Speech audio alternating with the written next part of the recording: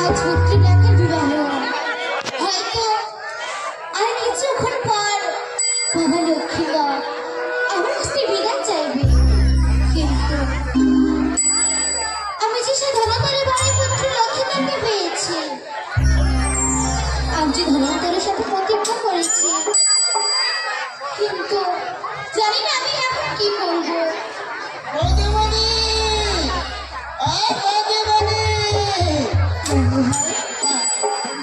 এই যে আমরা এখন বিয়েতে যাবো, বাবা রক্ষাকে ভালো করে সাজিয়ে দাও।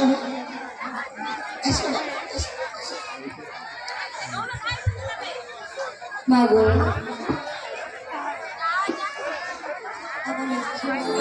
পিতা এবং বরযাত্রী সবাই তৈরি, শুধু আমি সুন্দরভাবে সাজন করেছি, তুমি শুধু বরার ডালারে আমার সমান করে দাও, তারপরে আমরা উজানের পথে যাত্রা নেব। একটু বলছো বাবা? হ্যাঁ বাবু, কিন্তু বাবা আজ যে তোমাকে বিদায় দিতে আমার মন চায় না বাবা। মাগো, এ তুমি কেমন কথা বলছো? আমাদের উজানি না করে যেতে হবে মাগো।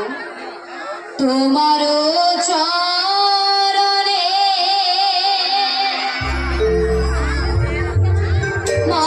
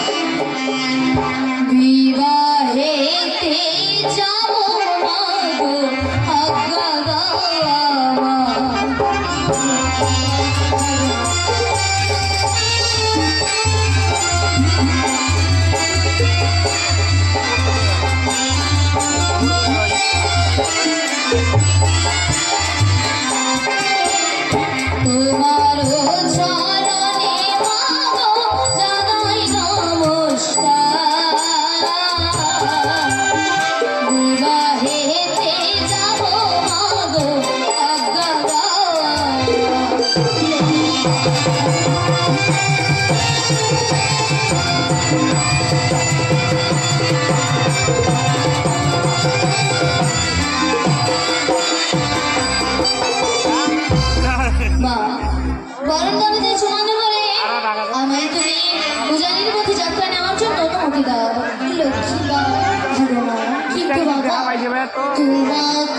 দেখিয়া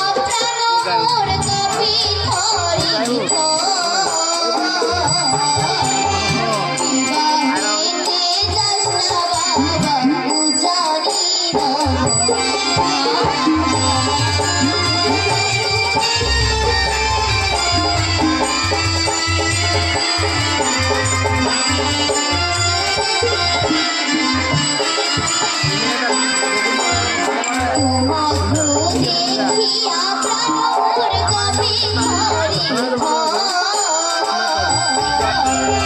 বিবাহেতে যাস না বাবা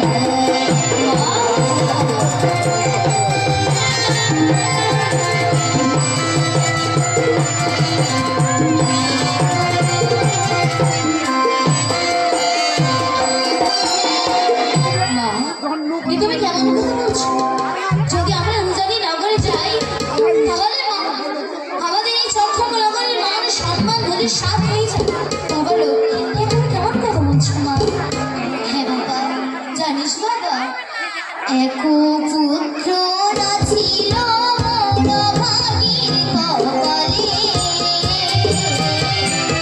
তোকে না পেয়েছি বাবরে করির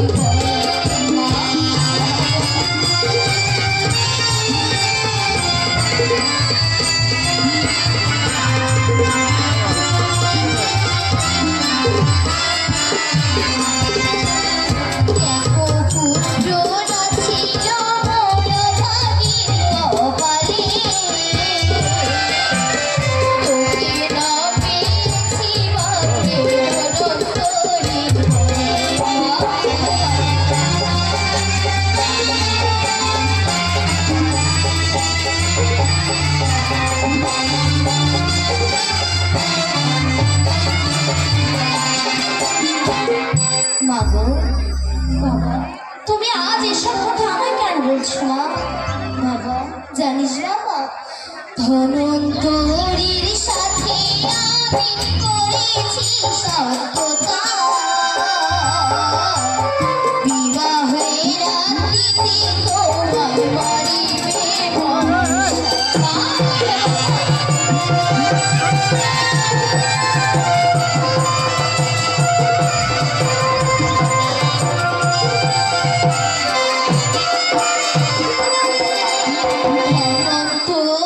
সাথে আমি করেছি সত্যতা, বিবাহ রাত্রিতে তোমার বাড়িতে মনসা। কি বলছে?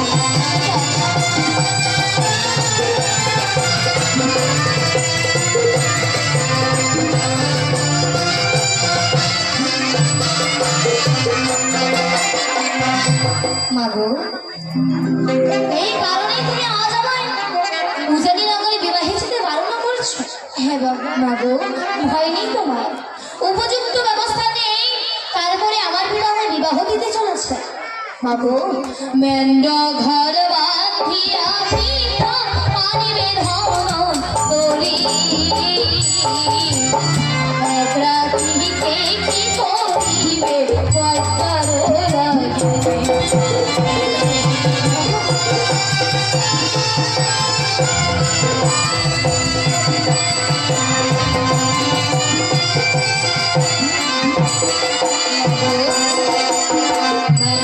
ঘর বাঁধিয়া পিতা আনিবে ধন তরি, এক রাত্রিতে কি করিবে কয়টার